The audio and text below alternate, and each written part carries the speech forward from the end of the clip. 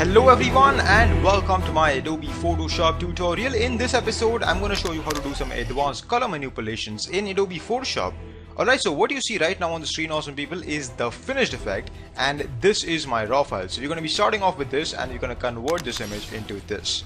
So you can see how I'm changing the entire mood of the image by doing some color correction, and this can be used a lot in high-end photo manipulations. Alright, so getting started, awesome people, I'm going to be using a very advanced color selection tool of Adobe Photoshop known as Color Range. So the way this tool works, awesome people, is it selects the same kind of color in your image. So the main way I'm going to be using this is by I'm going to select all the different colors, and then you're going to be piling up all the different adjustment layers for getting that look. Now this is something that cannot be achieved by just doing hue and saturation and just changing the sliders here and there. This is something that's going to take a little time. It's going to take 10 to 15 minutes, but the end result is definitely worth it. So let's get started. So I have gone to select, I've taken color range, and I'm going to click somewhere over here to select a base selection. So I'm going to click over here and you can see how everything gets selected over here. So anyone over here, awesome people, who is new to color range, just remember one thing: black not selected, white selected. So white selected, black not selected, black not selected, white selected. Simple as that. Nothing else to worry about. You don't have to play around with all these settings. This is something that honestly I have never ever used. There are different ways of selecting skin tones, of hairs and stuff. So honestly, if you're working with something like this where you have to work with loose selections meaning you don't have to work with precise selections. If you're working with something like that, color range is the best option that you have. Believe me, I have practiced Photoshop a little bit. Alright, so I'm going to take my eyedrop, I'm going to click somewhere to get my base selection, something like that, and then what I'm going to do, awesome people, is I'm going to hold on the shift key for adding to the selection. So this works a lot similar to the polygonal lasso or to the rectangle or to the elliptical marquee tool. I'm going to hold on my shift key, I'm going to click somewhere over here to get more of my selection. Now what I'm trying to do, awesome people, is I'm not trying to select everything in one go, because if you do that, your themes and your color hues will not match and the whole image is going to look fake. The thing that we're trying to achieve with this is photorealism. We don't want this to look photoshopped, we want this to look something that was captured by a camera. So just remember that, and you're going to click this, and there we go. I'm going to click OK to make a selection, and there we go, awesome people, we have gotten a loose selection. So I'm going to, without deselecting anything, I'm going to come to my adjustments dialog box or drop down menu. I'm going to click on hue and saturation, and now I don't want to do something very drastic. I just want to take this to -15 or to somewhere around -10, or actually -8 would do. I'm going to go to saturation, I'm going to bump this up to 2. I'm going to take the lightness, I'm going to take this down to -2. There we go, or say -1 would, or actually just 0 is fine. And actually I'm going to take it down to -2.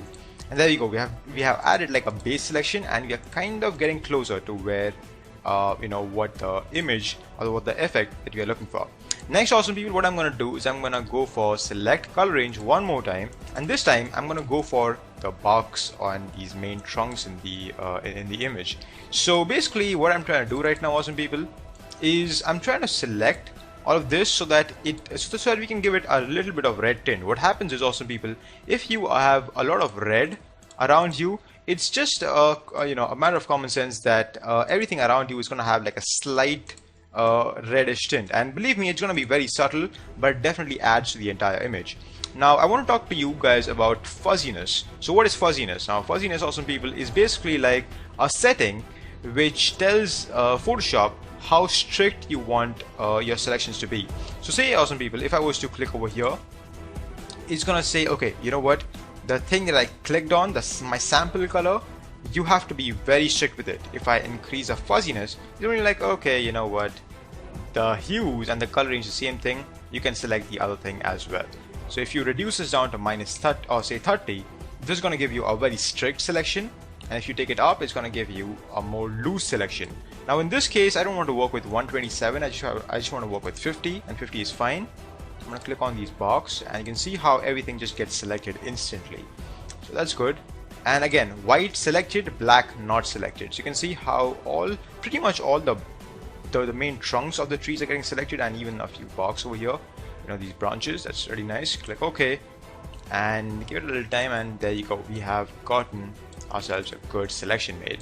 I'm gonna go over here, take hue and saturation one more time, take this down to say somewhere around -10.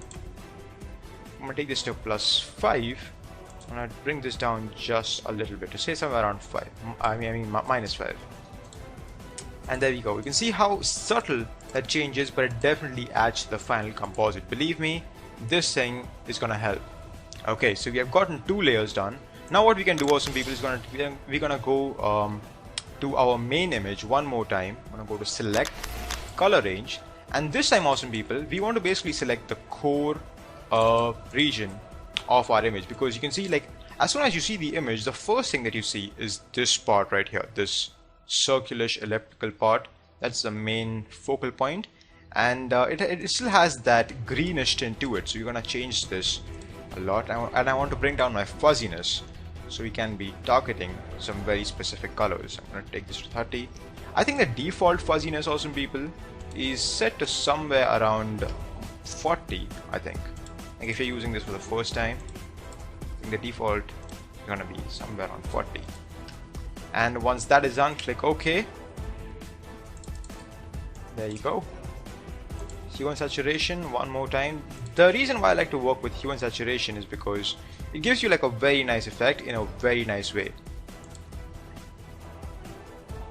And take down the saturation up a little, and there you go. Now just to complete the whole effect, we are missing out a lot of detail on these grass, so I'm gonna complete this one last time. Color range, click on the grass, take the fuzziness up a little bit, and just basically do shift clicks to get that grass proper. There we go. Okay, and this time, awesome people, instead of taking hue and saturation, I'm gonna go for color balance. So I'm gonna add a little bit of orange tint.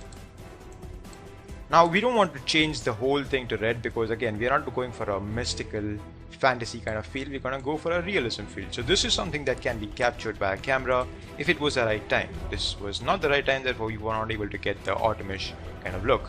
But then again, with this, I think it looks perfect. Now again, awesome people, for the sake of the tutorial, I'm gonna keep the video short, but that was my main technique on how I selected the whole grass and all the greenery and all the leaves and stuff, and I was able to create my effect right here. Now of course you can go and once you have done all of this, and once you are satisfied with what you have done, you can add like a final layer without doing any sort of selection. Just go to color balance and just add like a little bit of red, and just basically do a little bit of changes. Now of course, awesome people, these settings are gonna differ depending on what kind of image you have, but there you go. Now of course, for adding a little more feel and to just make the image a little bit better, we can add a vignette, but that would take away the photorealism. But I'm gonna do it anyway for the sake of the tutorial. Now make like a square boxish kind of thing, something like this, so you can keep the rule of thirds a little bit, not exactly the rule of thirds thing, but okay. And then I'm gonna go to filter, blur, Gaussian blur, take this too, somewhere around there, and there you go. This is kind of like a nice frame-ish effect, and that is what you can do with Adobe Photoshop, and that's how you can do some good advanced photo manipulations, or I mean color manipulations in Adobe Photoshop. My name is CJ Style. Thank you so much for watching my video, everyone. Please subscribe, like this video on YouTube. This is my new channel, Zen Gen Learning. I hope you're liking the tutorials. I hope you're liking the editing, the music, the lower thirds and everything. I appreciate the support. Please like this video, subscribe, and new tutorials coming every weekend. Take care, everyone. Thank you for watching. Peace out.